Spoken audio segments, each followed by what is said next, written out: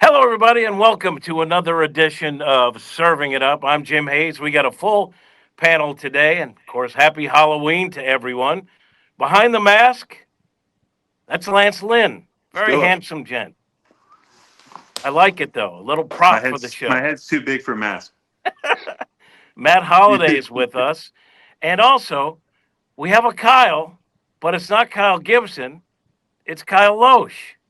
Hello, What's up, Kyle, and everybody? welcome to Serving It Up. Thanks for joining us. What's happening, Kat? Happy to join you guys.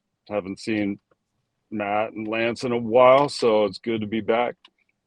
It's nice to see you. Before we get into it, because we have a number of topics that I wrote down Nice. that we're going to get to, because I did a lot of prep work, Holiday. Show prep. But Lance, I'm sorry, Kyle, what have you been up to? I know you do an awful lot of golfing, which former major leaguers tend to do, but what have you been up to? Yeah, a lot of golfing, chasing kids around. It's just trying to find ways to keep myself busy, occupied. The mind don't want to get, you know, too bogged down with just a regular routine. But yeah, the golf thing's been a lot of fun. We got John Smoltz starting up a league for former pros of all sports that want to take golf serious. And I guess technically a lot of us aren't amateurs anymore because we go compete for some money. So, there goes my hopes of winning the USAM and all those things. Darn it. So, we'll have to set some more goals somewhere else. Yeah, but you're getting paid. That's the main thing. Yeah, that's the cool part is going and doing something you like having fun doing, traveling around the country, and they got like 6 or 7 tournaments that we are supposed to be lining up and going to, and that's a lot of fun. Well, before we move into the topics at hand, and by the way, Matt Holliday, thanks for being with us. I know you have some training to do at Oklahoma State, so thank you for fitting us in. I appreciate you. Sure, Jim. My pleasure, as usual. Uh, so this show uh, is growing, and apparently we've all agreed to take it to another platform, and hopefully that'll work out within the next few days. But it's AJ Przinsky's Foul Territory platform, so we're going to be taking it to that. Hopefully, I don't want to promise anything because we haven't learned how to sign documents yet or anything like that. But we're working on it, so hopefully Wait, that will happen. so AJ owns this thing? I don't know if he owns it. Probably someone smarter I'm than out. AJ owns it. I'm out. This Yeah. is new There's no low way for he doesn't me. have his hand in there somewhere. You know, I did. Yeah, don't get me wrong. AJ's making money. I just don't know who actually owns it. Okay. But we're going to probably attach to his deal and be part of the Foul Territory again, if we can handle the minutia like working out the schedule and signing documents. But we've reached an agreement that are going to move in that direction. The World Series is underway, and Matt Holliday likes to say, uh, putting it in the can. So we're putting in the can today with the World Series tied at two apiece. Now, after Game 3, it seemed like all the momentum was on the Dodgers side. You had Shohei putting on a show. Then he started. He started Game 4, and the Blue Jays just won't go away. So I'm going to ask Matt Holliday first. What's your takeaway from what you're seeing with the World Series to this point? Yeah, I mean, I think that this is like everyone, even myself included, after game 3, when you have an 18 inning game and it ends like that, all of the momentum is in the Dodgers' favor. They're at home. They're very difficult to beat at home. They're very difficult to beat at home in the playoffs. So everything pointed to and then Springer obviously injured, who is their second best, maybe one of their top hitters in the postseason. So he goes out with an oblique injury. So all signs point to the Dodgers winning Game 4. And of course, in baseball fashion and really the way the Blue Jays, I think, whole season has gone, they show right back up. They go out and win Game 4 pretty handedly. And so now we're back to all square, and now Game 5 is a huge game where somebody's going to be one game away from winning the World Series after tonight. And so It is. I thought the Dodgers would win this series a little easier. I thought it would go. I thought it would go 5, maybe 6 games. I didn't. I didn't think the Blue Jays could match the talent of the Dodgers, just particularly at Dodger Stadium. But gotta tip your cap to the Blue Jays. They've played amazing baseball all season, and so it's been a good series so far. Lance, what is your takeaway? What impresses you maybe about the Blue Jays? Yeah, I mean they just don't go away. And you look at their kind of their rotation. They throw the ball well. They make pitches. None of them are overpowering to say. Offensively, they don't strike out. They make the pitchers work. Except Yamamoto is the only one that's kind of dominated so far on the pitching staff. So they're very much like the Brewers, but with more star power and a little bit deeper. So you're looking at the Dodgers had trouble with the Brewers during the regular season like that. Not so much in the playoffs, but the Brewers are also banged up when it comes to playoff time pitching wise. So you're looking at a team that's well equipped. They took down the Yankees, which no one thought they were going to take down the Yankees in the regular season to win the East. So they're not afraid of anybody, especially when you got to go to Boston all year, when you got to go to New York and play in the division they play in. They're ready to win, or they're built to win, and they're built to withhold whatever stadium they're in. So I think you're seeing that on the biggest stage. So far, did you see this coming, Kyle Lohse? Not at all. Like Matt, I was hoping for this series to reach 6 games so that we, wouldn't be this blowout where everybody talks about the Dodgers buying their way to a championship, and it's so unfair for everybody else. But I think the Blue Jays, they remind me a little bit of us back in 11. Just this team that won't quit. They grind it out. They grind out at bats. They have guys step up and do things that you don't expect. And unfortunately, I don't follow the AL East close enough to know these guys inside and out. Like, what are they doing above and beyond what they did during the regular season? But what they did during the regular season must have been pretty good, because they got through the Yankees, and that whole AL East isn't a cakewalk. So they definitely kind of surprised me, because they got a lot of Dodger fans out west, even though I'm in D-backs country. But I was telling everybody, I hope it goes 5, and now we're looking at least at 6, and possibly the Blue Jays actually have a chance, I believe, to pull this thing off. It's interesting because Ohtani had the big game offensively, and of course that morphed into his start, which is pretty much unbelievable. In case you forget how special that guy is, and last night he got hit a little bit. But Matt, when you see a guy, it's the World Series, and a guy has an offensive night like he had before in a long, long ball game, and then he takes the ball to start the next game. It's a reminder how special he is.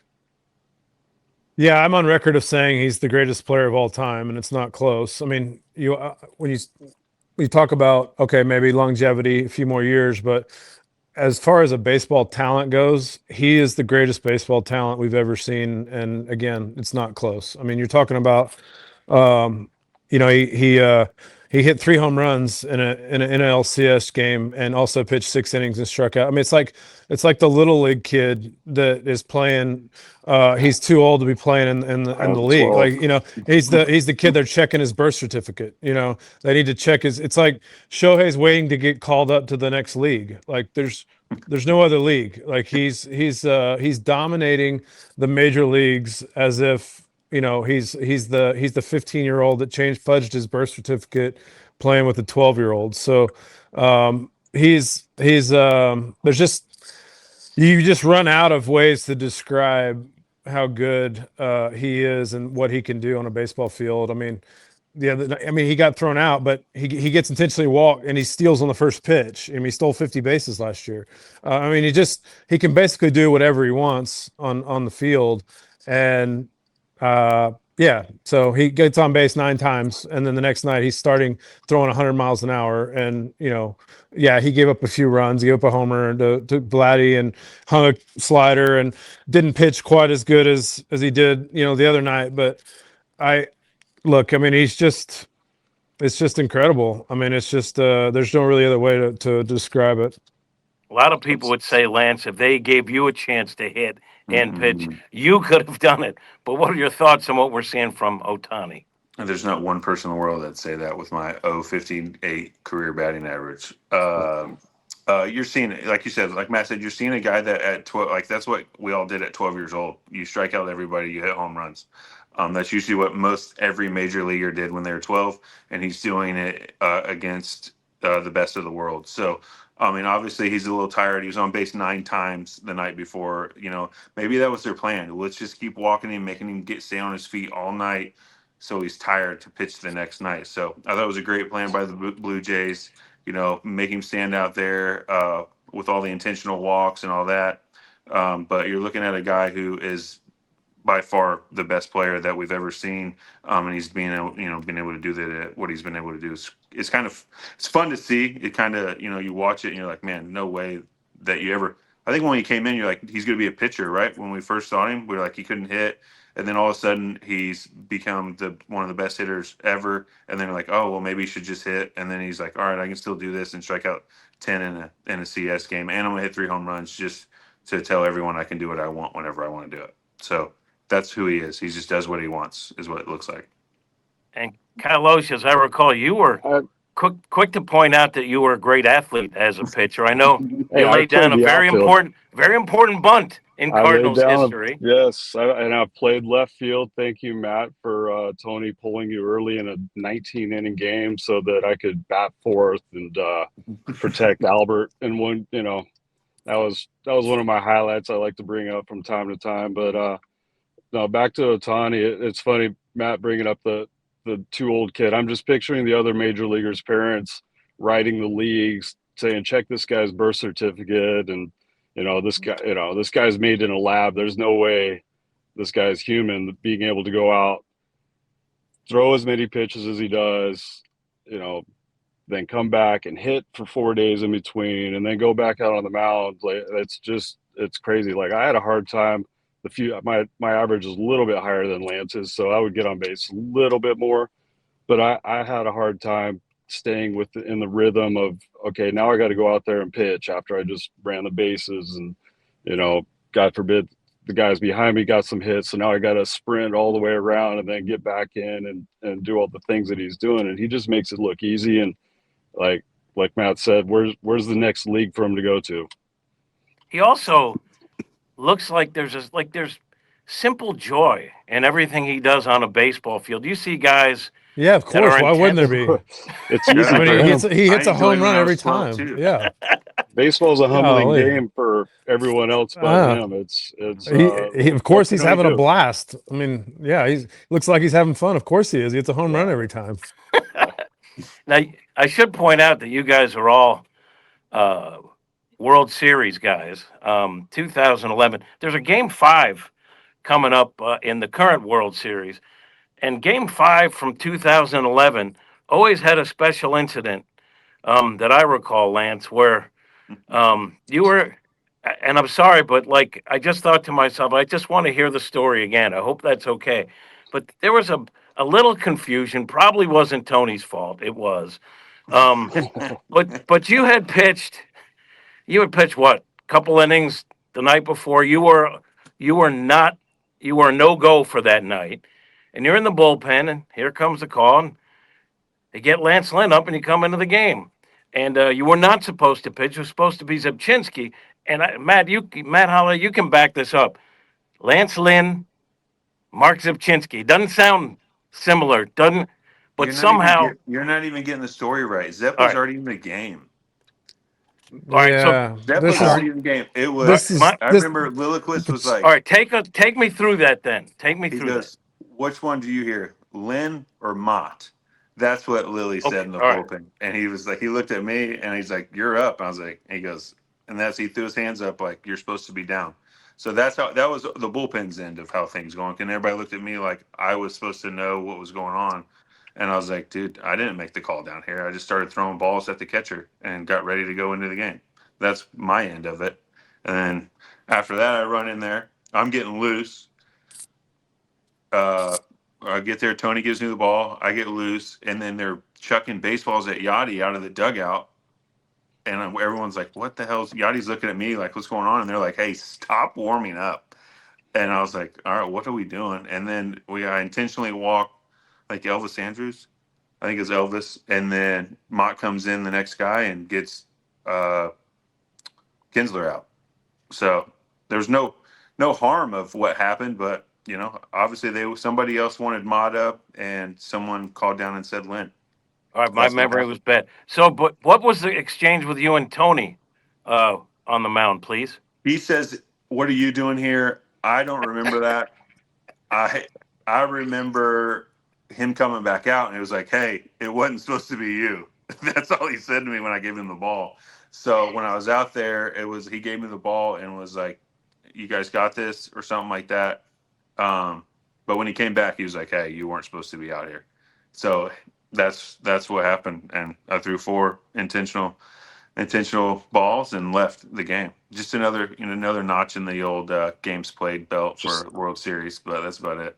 I like that, and I think Lilliquist got thrown under the bus in the Oh, short term. he got ran over. They backed it up too. After they ran over him, they backed it up.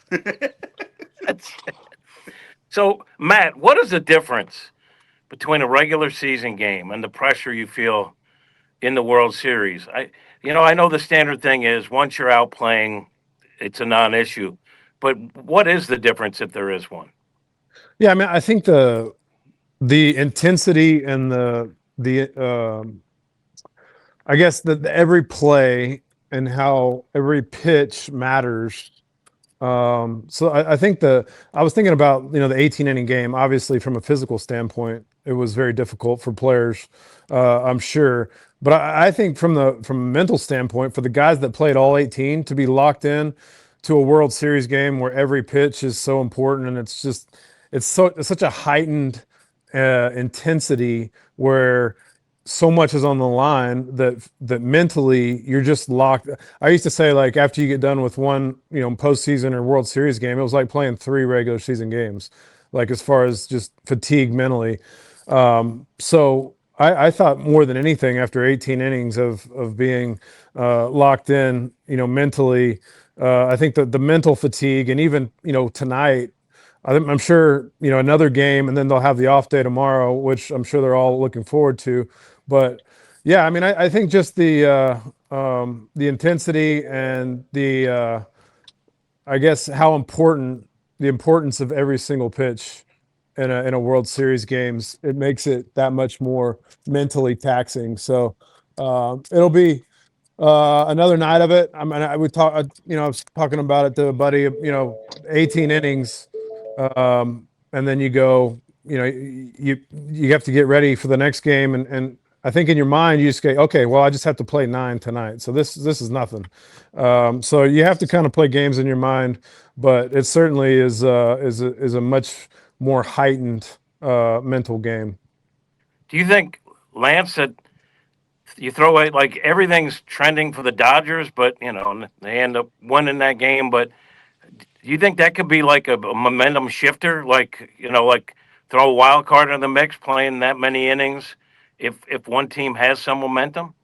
Yeah, I think you're looking at that. It's also, who used the most bullpen guys, who's going to be down for how many days, kind of how you're able to. And then the next night is, okay, so Bieber was able to get into the sixth last night, and they were able to have some stress-free innings at the back end.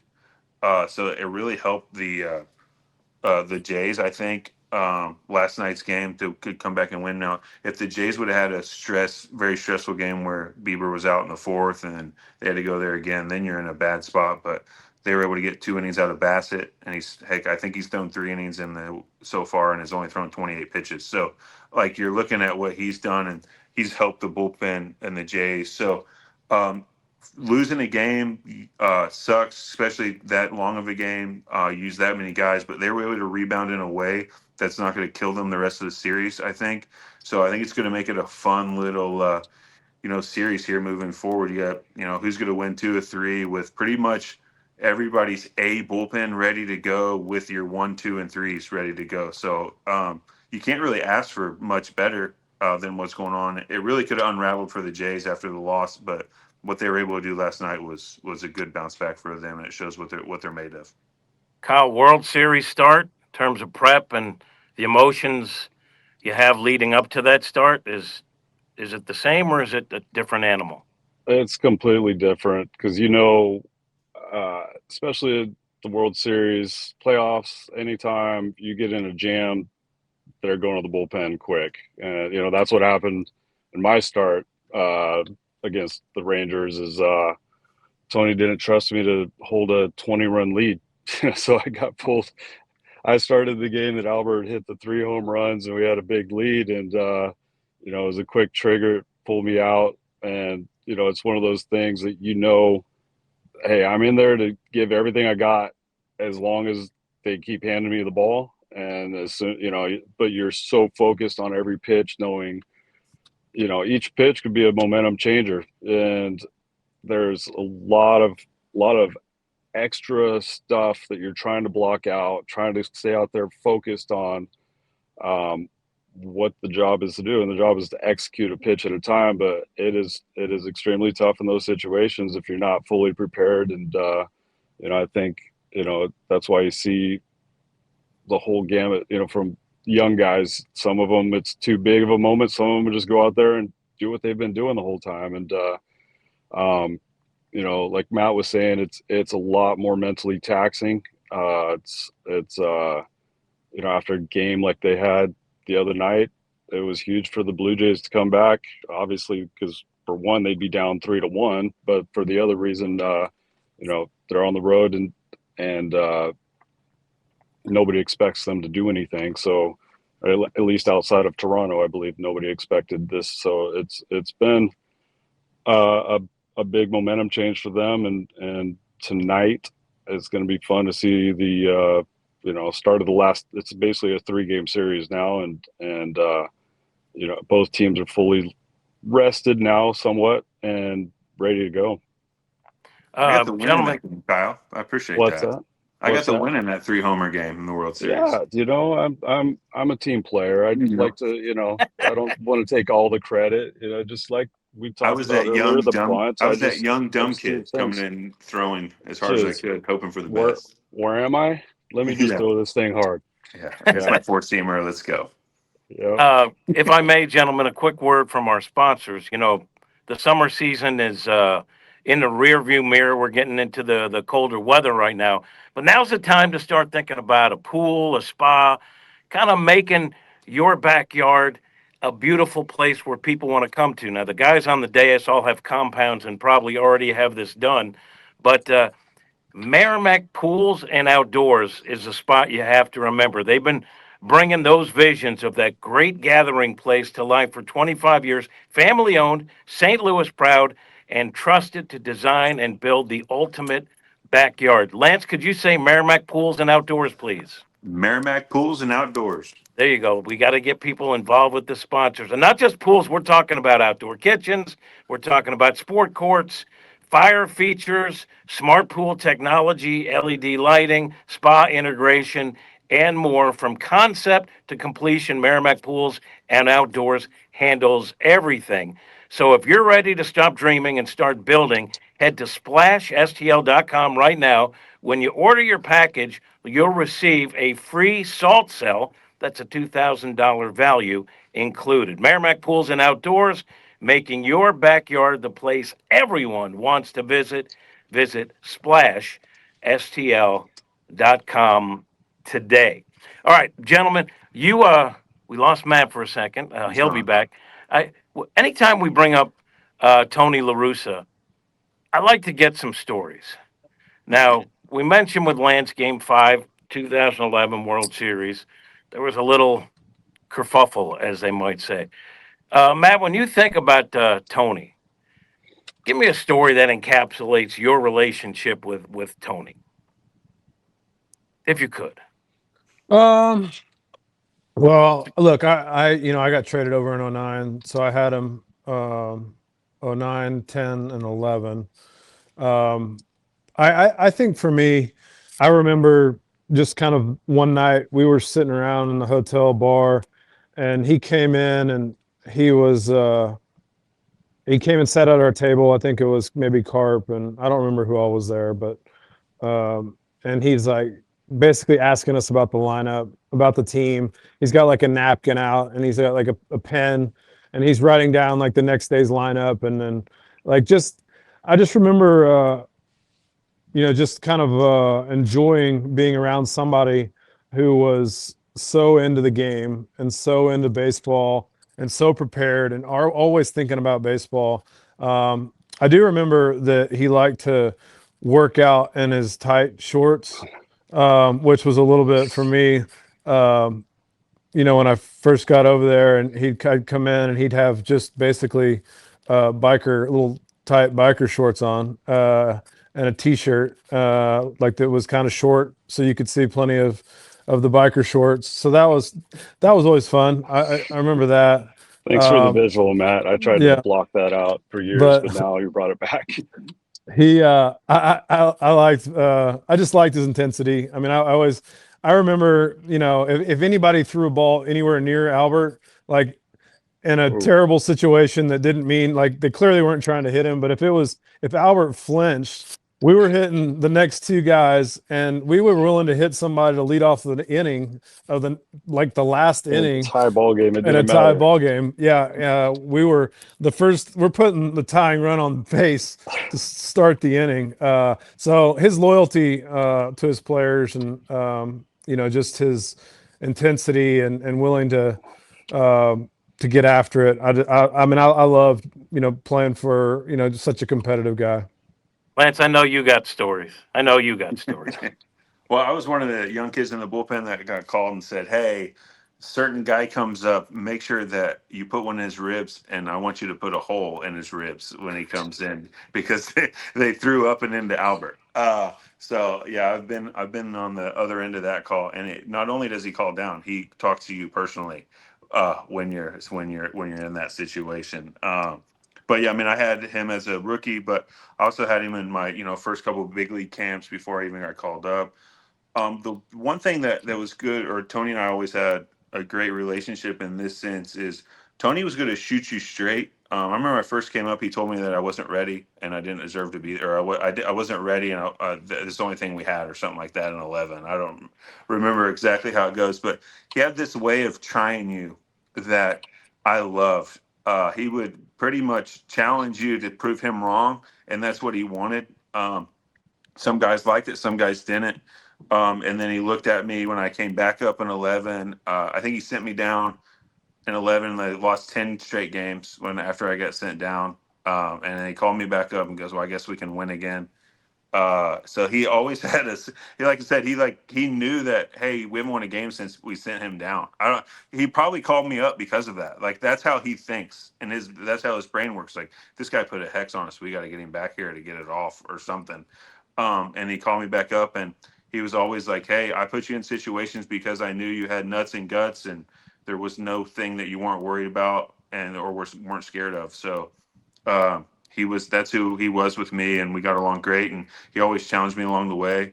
My first ever spring training, Kyle Lohse knows this. We had Brad Penny, right? And Brad Penny is a great dude, but he was not the best of workers. When it came to things, he beat to his own drum and did what he wanted to do. And I was running with him and the outfield, and he grabbed me and he goes, "You're right here, right next to me." He's like, "Don't make me look bad." And I was like, "Not a problem." Like, I got no problem not running hard. The next Tony comes up to me and goes, "Hey, why weren't you running hard?" And this and that. And I go, "Hey, I was where I was supposed to be." That's all I said, because that's how I was taught. If a veteran tells you to do something, you're doing it. He gave me the nod, and he goes, "All right." Next day, I was with Carp, Wainwright, and Loesch. And when I tell you that that was miserable because they never stopped running to field after field and this and that, but he made sure that he's like, "Hey, I need to get this guy with the right guys because he does listen and does do what he's supposed to." But when the game around the wrong guy, he will listen to that person too. So that was one of the things. He got me with the right people early on, to make sure that I pushed myself, because I had a lot of penny in me as a young age too. So I had no problem not running hard. Now, Kyle, I don't know if it was when Tony had the shingles or whatever, but he wasn't there. And you handed in the lineup card one time as Yeah, Tony La Russa. Great moment. Great moment. yeah, So, what do you remember yeah. about I Tony? I got stories, and we could do a little segment reoccurring stories about Tony, because I got a few, but we'll start with that one. There is he did have the shingles, and we were just like, Tony, I think the whole team, we had a hard time looking at him because it just looked painful. It wasn't pretty. I don't know how you guys in the media kept sticking him on camera. It was just, wasn't fair to the people at home. He had to like kind of look like Lance's mask there that he was starting the show off with. But yeah, he finally got convinced it was he needed to go stay home. I forget where we were coming from, but we were going into Chicago. But so his bag made it, and at the time I had a lot more hair than I do now. A lot of people think it was a wig when they see that, but that was the real deal. I think I was on a winning streak, so I just didn't cut it and just let it keep going.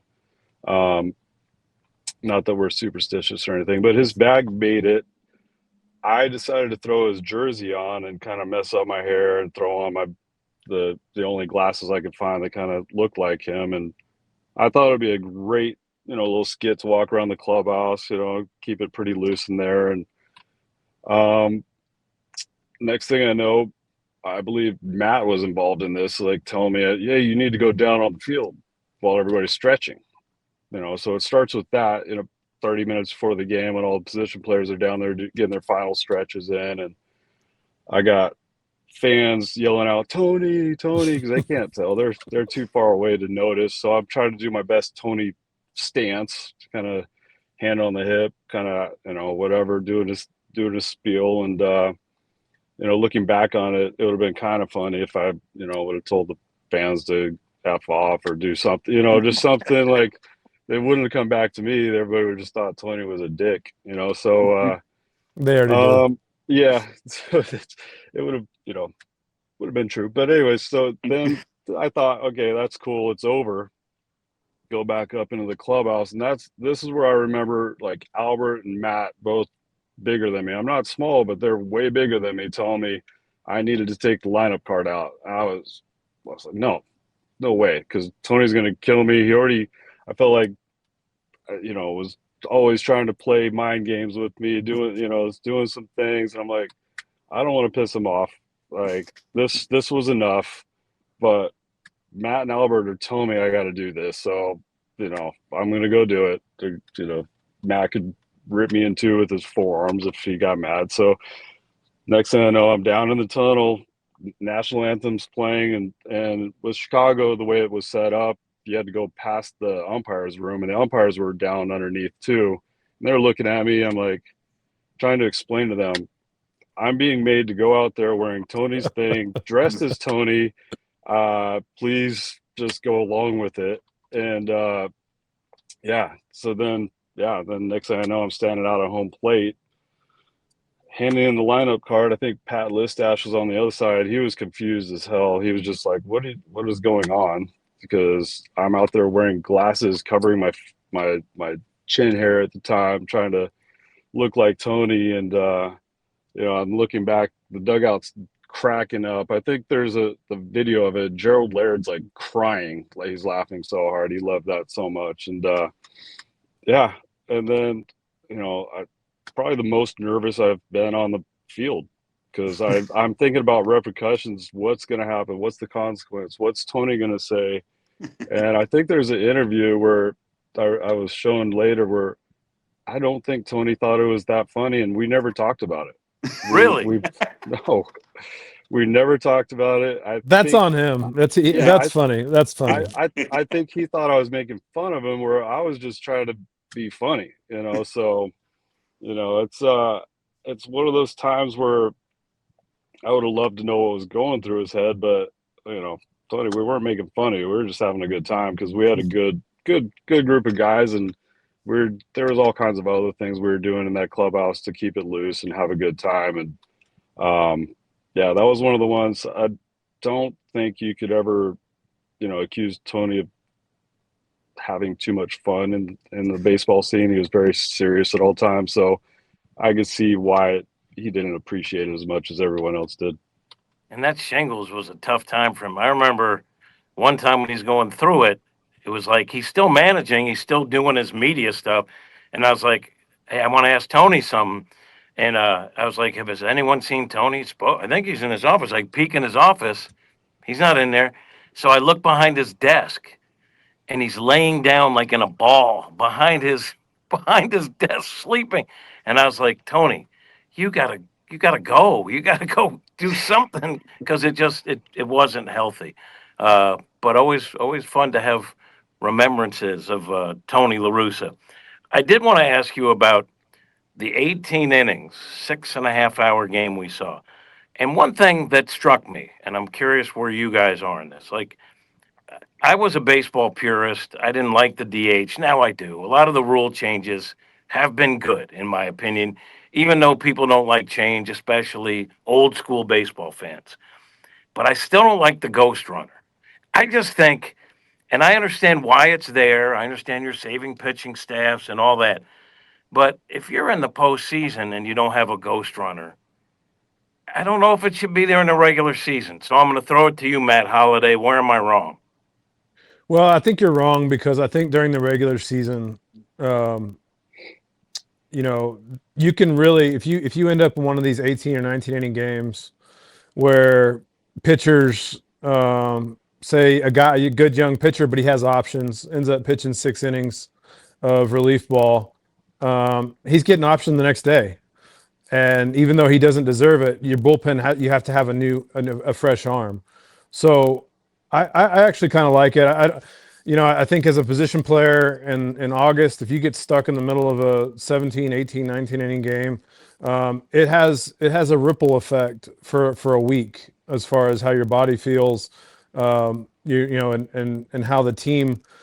I like it just because it avoids these super long games. Obviously, you don't want it to be this way in the postseason. You want it to play out how it's supposed to play out. So I don't have any trouble with it. I mean, I think it's.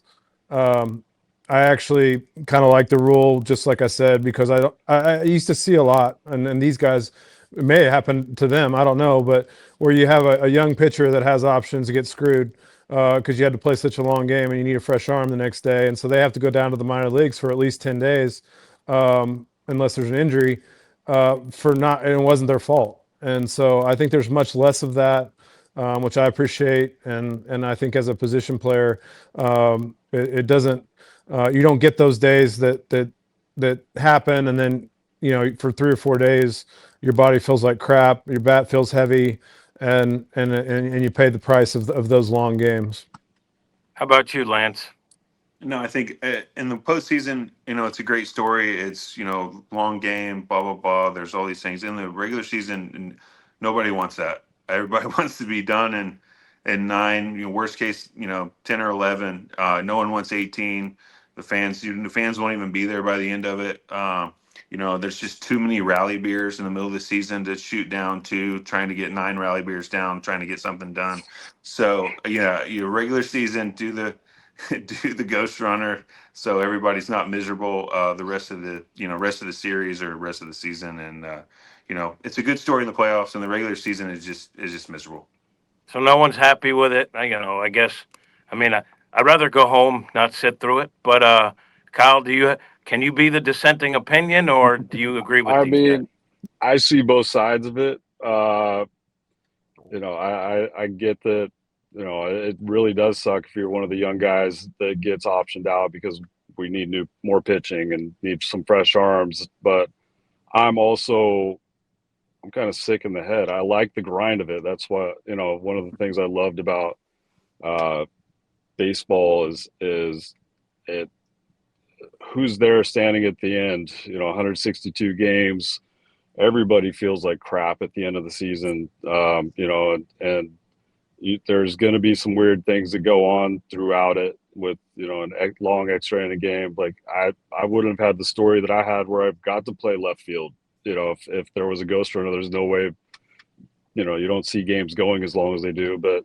But on the other side, yeah, that is hard to watch. As a fan, by the end of it, if that wasn't a World Series game the other night, you think there would be all the fans in the stands? Heck no. Everybody's gone home. Everybody's forgotten about it.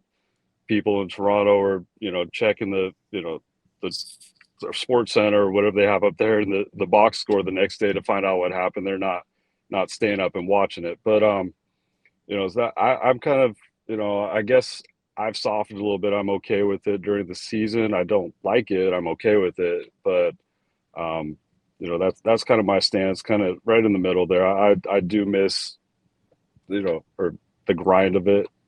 Just the things that happen. There, you see things, that you don't normally see, or you used to not see position players pitching, which you see almost daily now during the season. Used to be kind of an anomaly, something rare to see, but there's a lot of changes, and I'm not so hard standing on old school baseball. This is how it's supposed to be, but I think it's whatever makes it more watchable, makes it more enjoyable for the fans, I guess, is what I'm saying is probably best for the game. Fair enough. Now, and as Matt Holliday knows and would be quick to point out, I do a lot of research Yeah, you do. prepping for this show. So I have a bunch of topics. One, I'm not 100% certain that I wanted to do, but I'm throwing it out there because I think you guys are really smart and will give me some insight on this. But there's all kinds of allegations being thrown out there about gambling.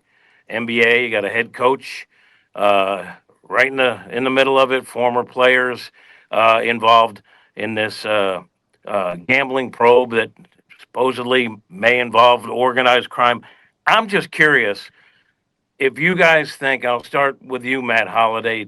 Do you think this is something that could get inside baseball at some point? And what is your view on just right now what's going on with the allegations? I know you're a sports fan. You probably know about it. I mean, the all-time hits leader, is not in the Hall of Fame because he was gambling on his own team and managing, and it's probably a lot darker, deeper story than we even know. See, I didn't want to phrase it like that, but thank you for being honest. Yes. Well, look, I think it's possible in every walk of life. If somebody, particularly in sports where you have an impact, you have the ability to impact the game, and there's the impact of giant amounts of money.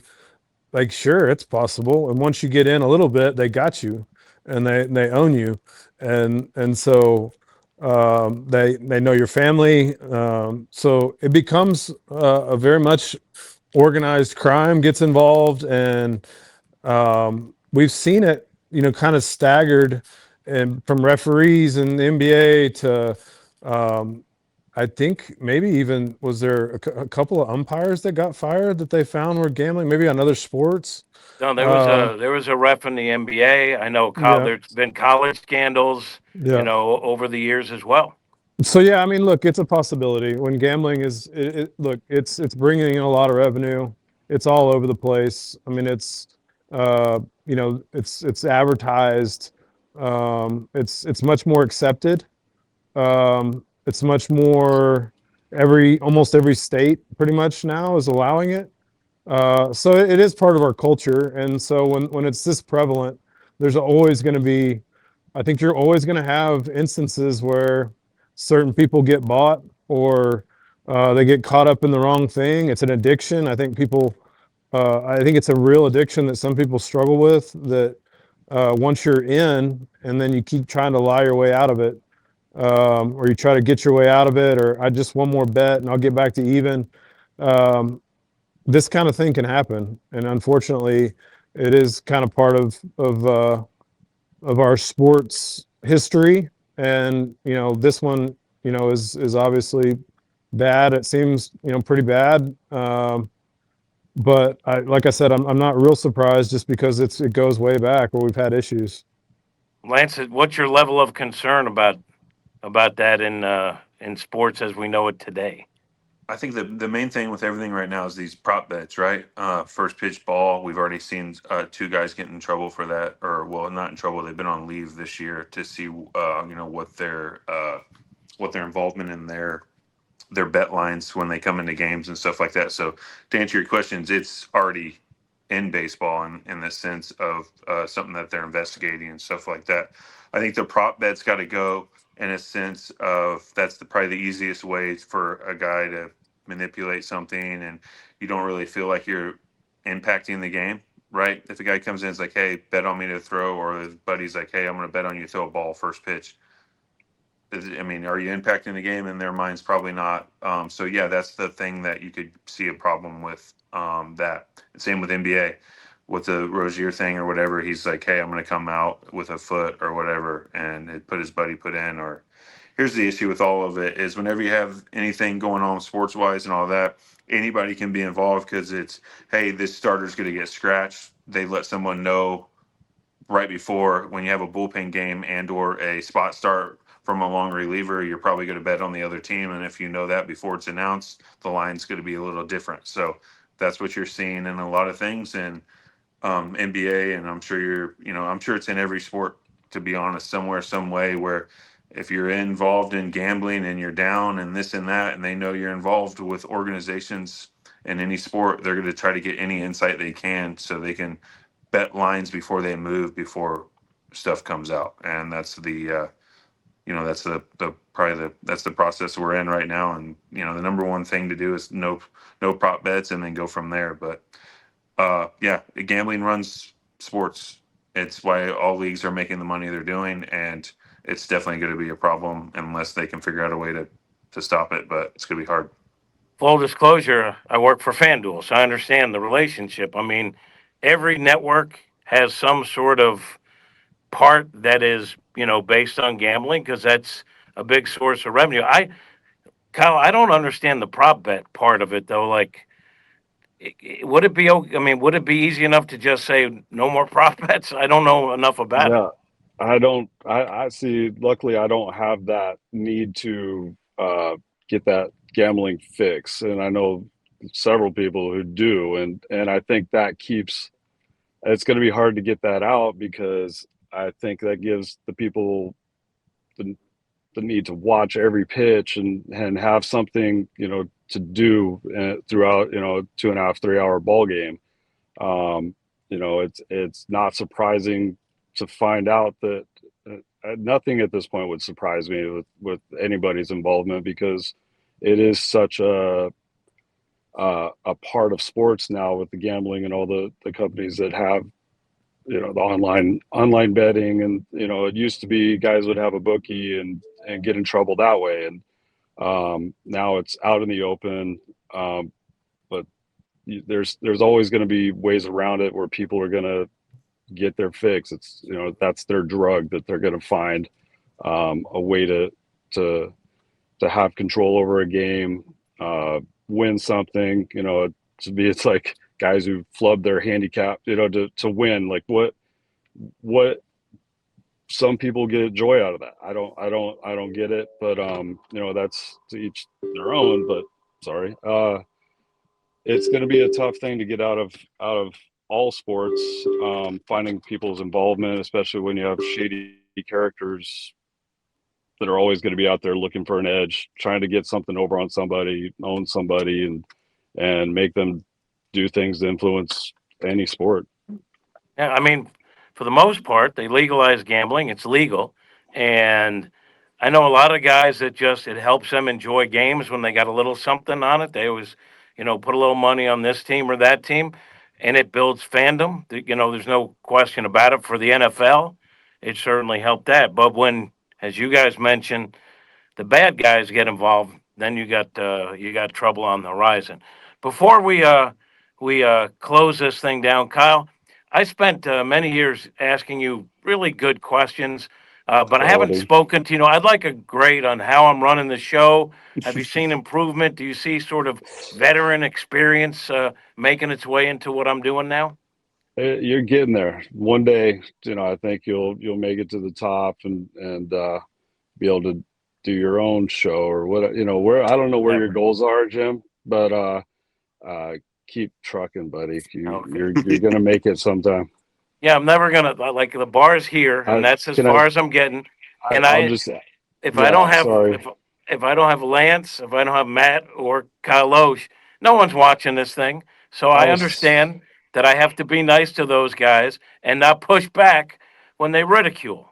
That's I'll what I just have to say do. one thing. Working Yeah. for AJ Brzezinski is, I don't know if that's a step up or down for you in your career, but it's something. You know, it's not something we all aspire to do, is work under AJ Przinsky, who was my first catcher in the big leagues, by the way, with Minnesota. So I love him, but I don't want to work for him.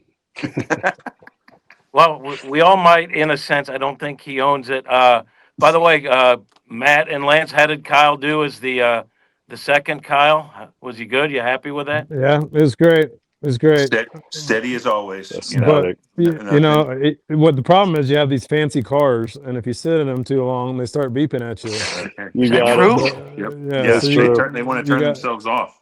yeah. Yeah. So that's the problem with being Now I'm rich. cooking You out get here. these fancy cars. That Yeah, it's I'm the turn only off. cooking in here. problem with being rich. Gentlemen, I appreciate the time. I enjoyed the chat as always, and perhaps when we get together next time, we'll be working for AJ Przinsky. That's going to do it for this edition of Serving It Up. Whatever the next edition is, hopefully that one will not suck.